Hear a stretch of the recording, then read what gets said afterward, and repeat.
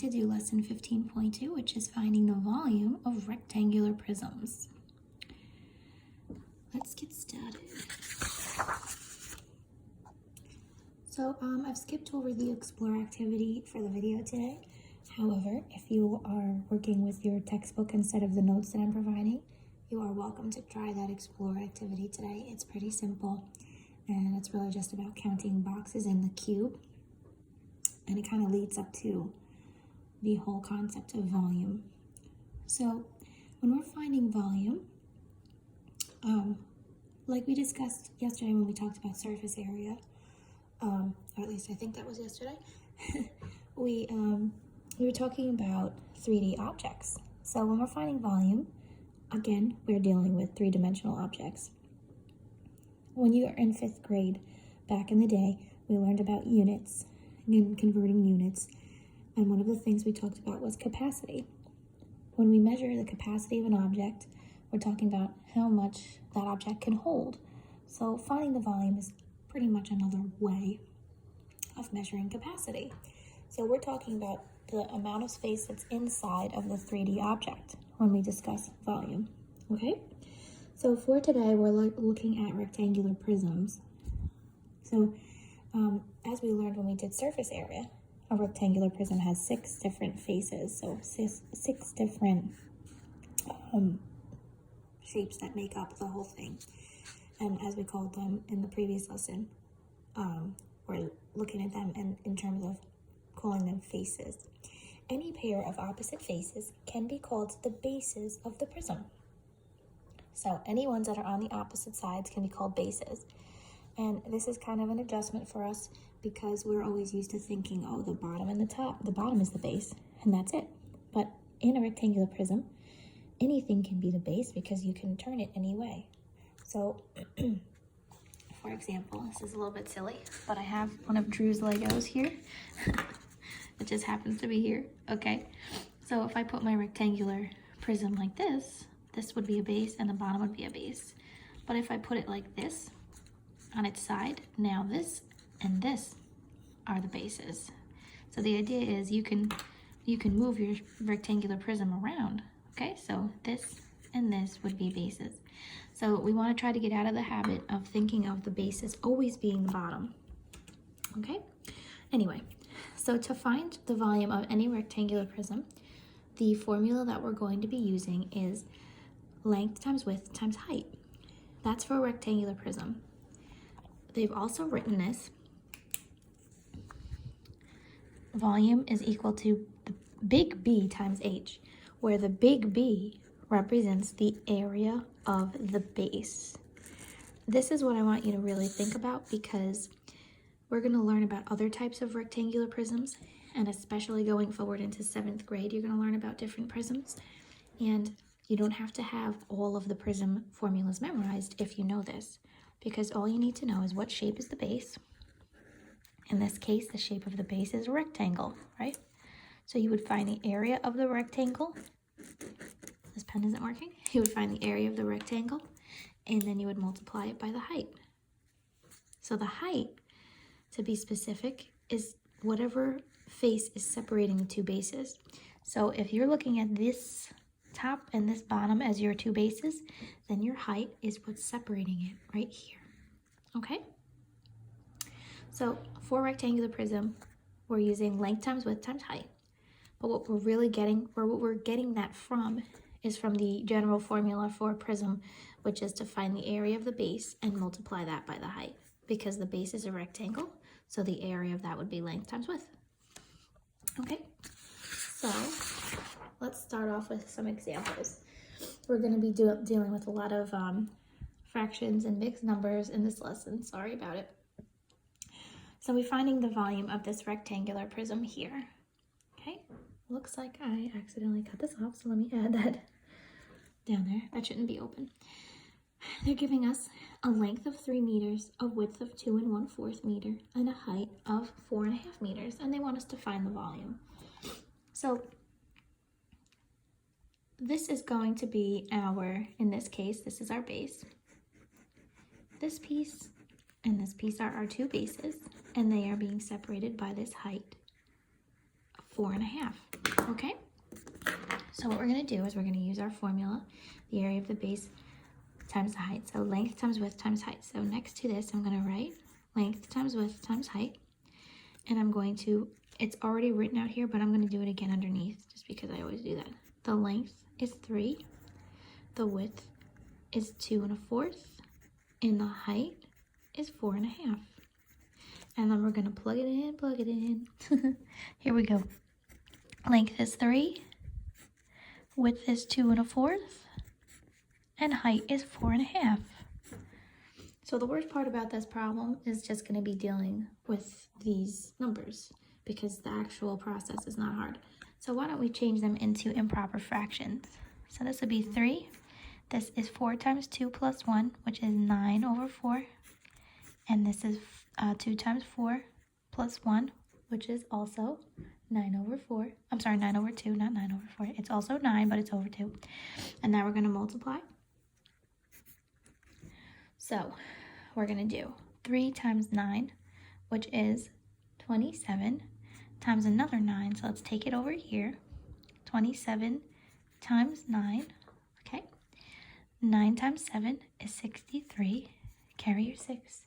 9 times 2 is 18, plus 6 is 24. So you get 243 in your numerators. And just to clarify, all I did was I did 3 times 9 times 9. And now in my denominator, I have 4 times 2, which is 8. Okay? Now, we don't want to leave an answer as an improper fraction, so we're going to turn this into a mixed number. To do that, I'm going to divide 243 by 8. Okay? 8 does not go into 2, but it goes into 24 3 times. All right, subtract. Bring down your 3. 8 does not fit into 3. That's a 0. Okay, then that leaves us with a remainder of 3. So as a mixed number, this is the whole number, 30, and your remainder is the numerator, and 3/8. That's going to be our volume. And now, just like we talked about how area is always squared, how many units did we multiply here? We did 1, 2, 3. So that's meters times meters times meters 3 times, which is cubed. So when you do volume, it's going to always be cubed. So you're multiplying 3 units together. Okay? Well, would these problems be easier if we were just dealing with whole numbers? Of course. But unfortunately, we're not. So that's that.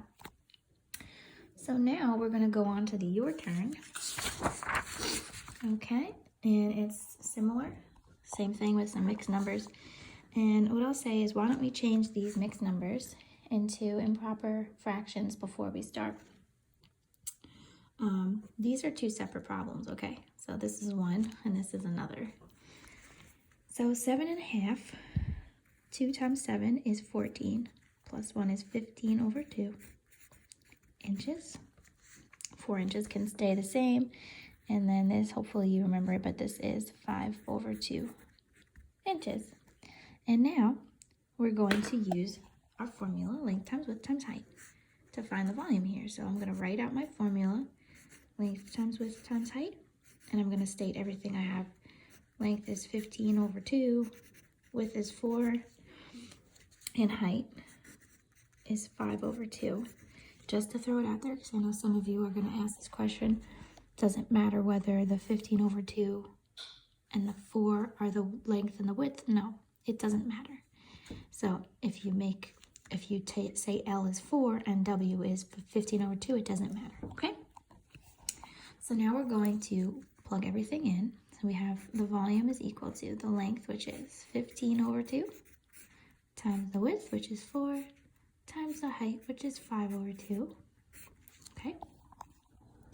And we can do this using Miss Morano's trick a little bit here if you'd like to. We can say, technically we can cross the 2 and the 2 and the 4 all out, but just to show you with 1, this is like 2 goes into 2 once, 2 goes into 4 twice, and then again here, 2 goes into 2 once, 2 goes into 2 once. So what we're really only doing is 15 times 5. And if that double didn't make sense to you, you can always just multiply straight across. It's just going to be large numbers. 15 times 4 times 5 again, and then divided by 4. So this is really what's left is 15 times 5. So I'm just going to rewrite that over here, which you'll find is equal to 75. So you just want to find your units. That's inches cubed. And just to throw it out there, you are allowed to write cubic inches if you'd like. I'll just write it down so everyone can see. Cubic inches is okay as well, okay? So what I'd like to do here is I'd like for you guys to try this one on your own, keeping in mind that, yes, we are dealing with mixed numbers, so try to change these into improper fractions, and then when you're done with your problem, if you need to change it into a mixed number, make sure you do that. Don't leave it as an improper fraction. Okay, so go ahead and pause and give this a shot.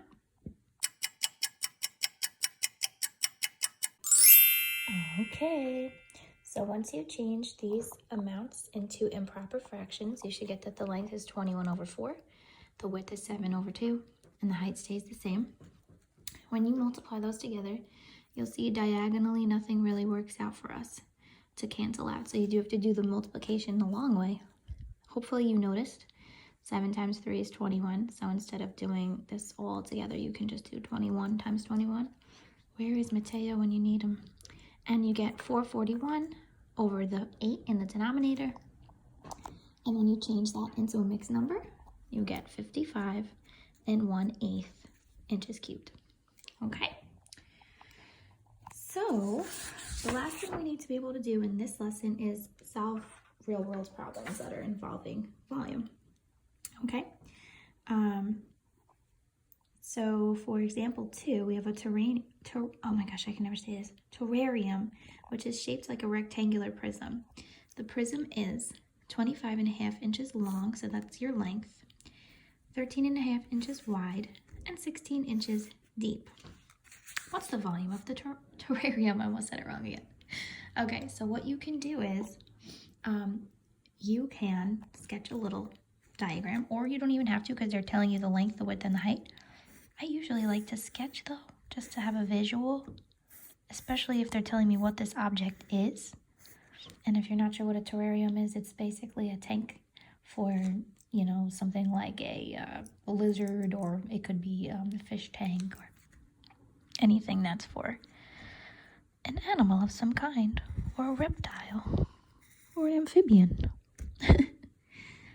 All right, well, that's pretty off, but that's okay. So if it's 25.5 inches long, that would be here. It is 13.5 inches wide, and it's 16 inches deep. Okay, so again, the diagram itself was not necessary, but if you like to see a visual and get an idea of what's what and where is where and what is where, why can't Miss Moreno speak today? I'm very sorry. It's helpful. So I'm going to just write my formula. The volume is equal to the length times width times height. And I'm going to label. Length is 25.5, so let's change that. 50 plus 1, 51 over 2 inches.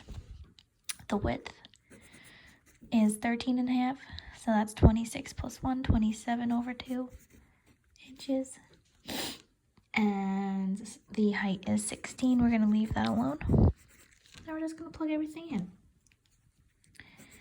Okay, so 51 over 2 times 27 over 2 times 16. Okay, and I'll just show you quickly that you can do the same thing. 2 times 2 is really 4. So 4 goes into 4 once, and 4 goes into 16 4 times, but I'll show you the longer way like I did before. 2 goes into 2 once, 2 goes into 16 8 times, and you still have another 2. 2 goes into 2 once, 2 goes into 8 4 times, but you could have done it in one step is what I was trying to say. Okay, and now we're going to take, this is going to take a second, but we're going to do 51 times 27 times 4. Okay, so you can do whichever one you'd like first. Why don't we do 27 times 4, and then we'll take that and multiply it by 51. Okay, So this is 28, carry your 2. 8 and 2 is 10, so that's 108. So now we're going to take the 51 and multiply that by 108. Okay. 8, 0, 1, placeholder. 40, 5 times 0 is 0 plus 4 is 4. 5 times 1 is 5. Add it up. 8, 0, 5, 5. So we find that altogether, this is equal to 5,508 inches cubed. Okay, so as you can see, sometimes the numbers that you're dealing with are the worst part because the actual process of multiplying these numbers, the 3 of them together, is not bad. Okay, so just make sure you're very careful with your multiplication. You're careful with your mixed numbers and fractions. Okay, and that's the answer for this one. There's just one more, and I'm going to have you guys do it yourself. Pause, try it, and come on back to check your answer.